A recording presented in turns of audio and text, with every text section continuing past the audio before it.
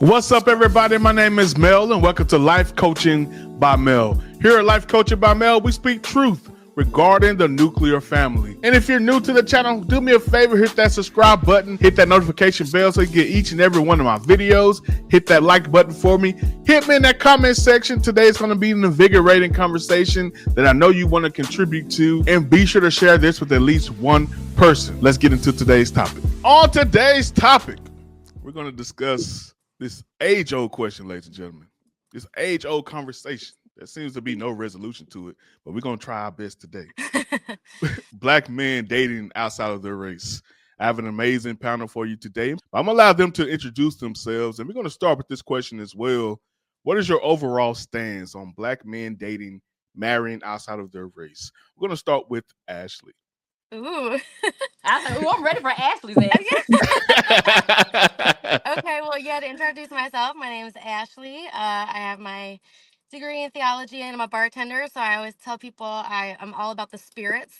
Um, but how man, how I feel about this is personally how I feel about black men, dating and marrying outside their race, is that it really just takes a high level of responsibility in several ways on both sides.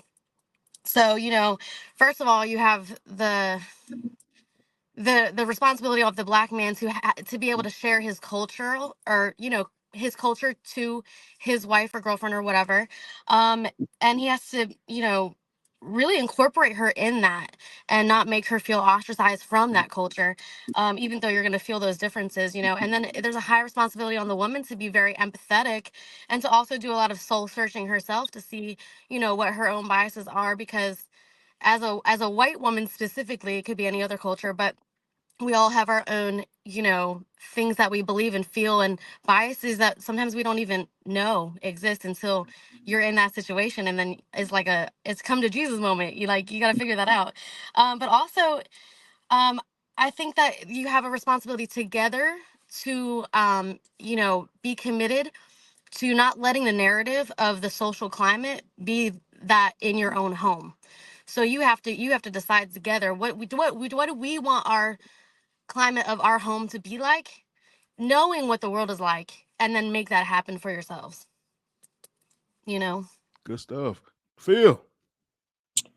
Right, I am Phil. Are we talking about degrees? I just have a degree in psychology. I don't really do anything much with it, but I do. How I feel about it? Oh, I'm single, 38.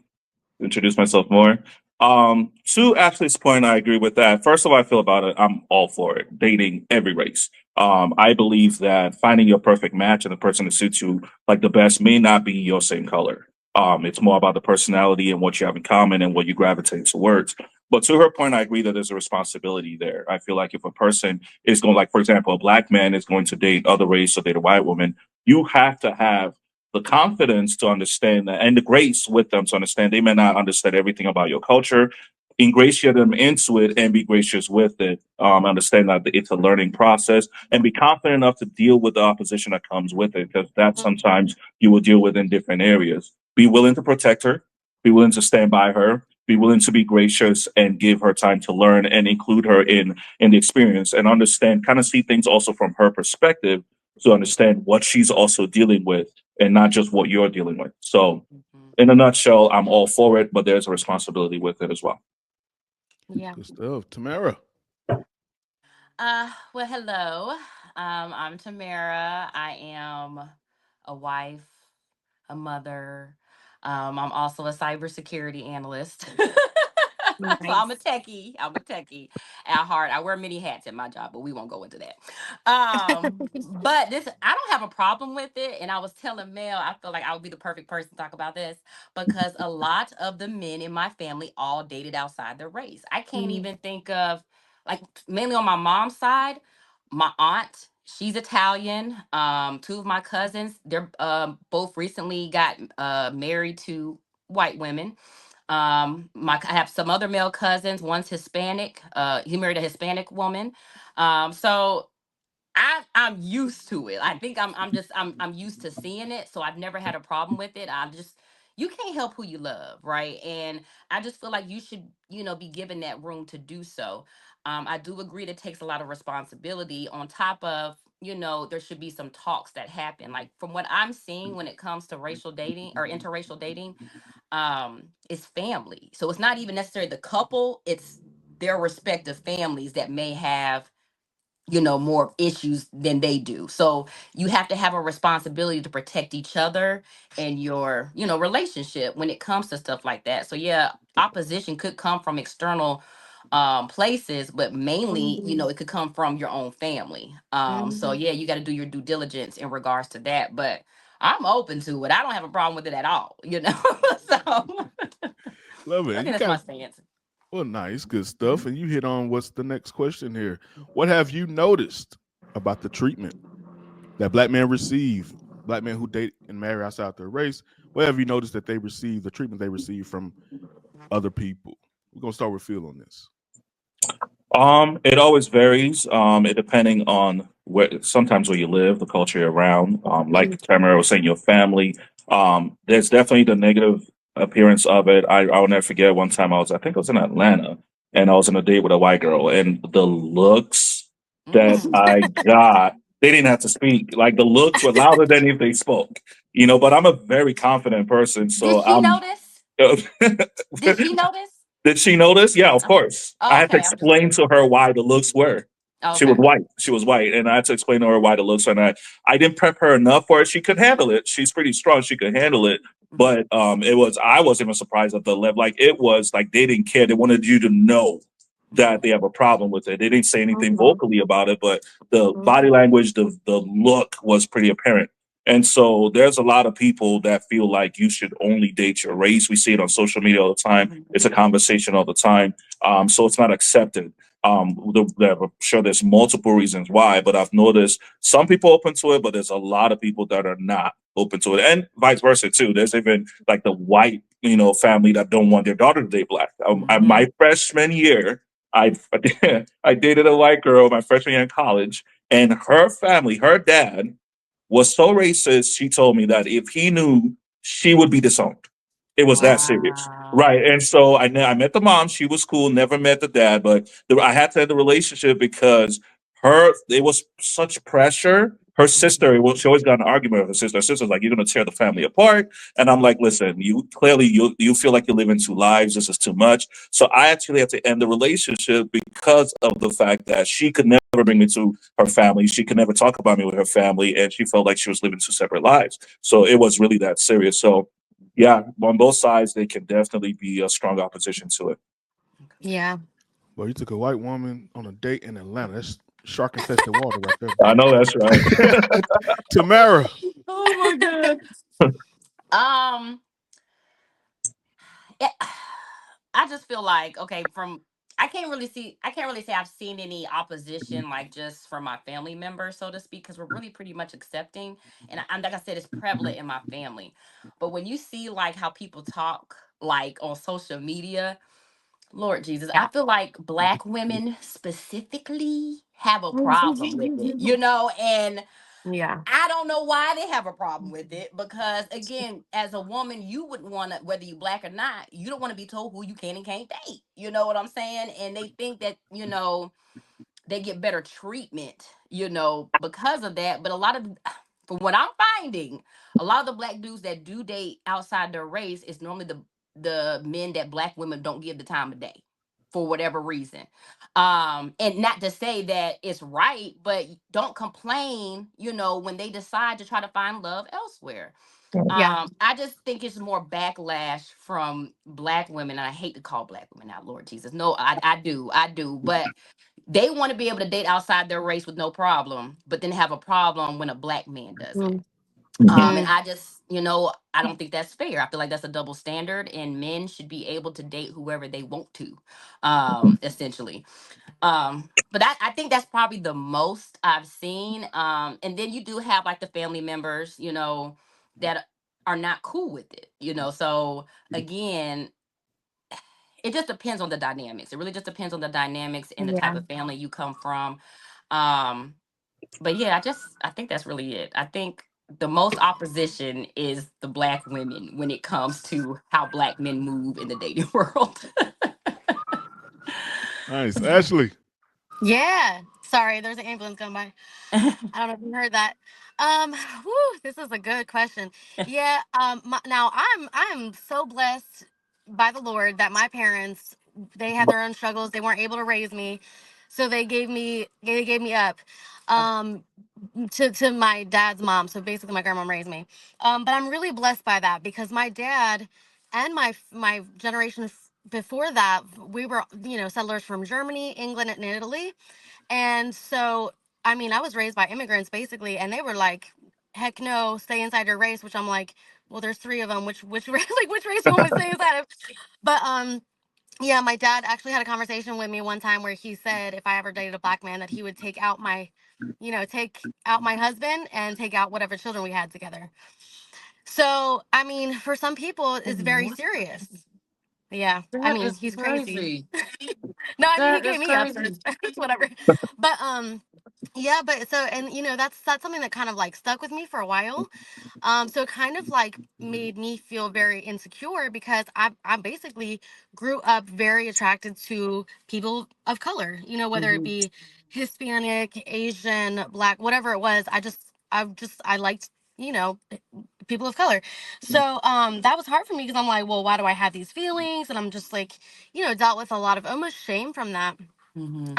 So, and that's just going off of what Tamara said. But to answer the actual question about seeing the treatment of black men, I have seen both pros and cons. So if my husband and I are out eating with our mixed family and we see another mixed family, they're the first ones to be like, "Bro, beautiful family," Aw. like, yeah, yeah. And so I love that community. I think it's really special.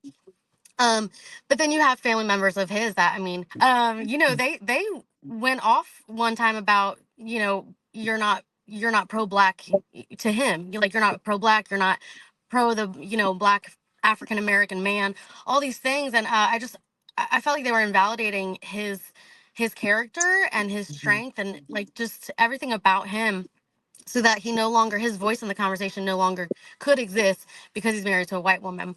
And then, same on me. I've had friends that have said on social media, "Oh, did you forget that you're white?" when I'm having very pro-black conversations.